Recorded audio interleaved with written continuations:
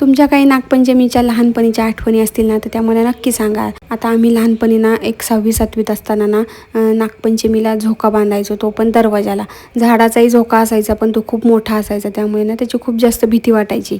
त्यामुळे ना दरवाजाला झोका बांधायचो आणि दरवाजाला पूर्वी अशी वरती खिडकी असायची, त्यातनं व्यवस्थित असा झोका बांधता यायचा। आता तसे दरवाजेही दिसत नाहीत, असतील काही ठिकाणी पण खूप कमी प्रमाणात। तर चला, तुमची काय आठवण असेल ना तर मला नक्की शेअर करा। आणि इथे ना मी आता हे ताकाचं पाणी जे आहे ना ते कढीपत्त्याच्या झाडाला घालत आहे।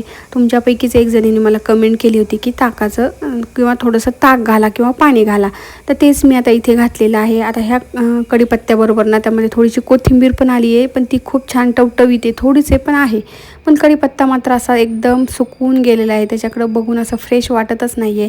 तर बघूया त्यामध्ये आता काही फरक पडतोय का। आणि आता नागपंचमी म्हणून मी ना थोड्याशा काही गोष्टी घेऊन आले होते, मेहंदीचा कोन वगैरे, पण मेहंदी काढायला काय अजून वेळ मिळालेला नाही आहे, बघूयात कधी मिळतोय ते।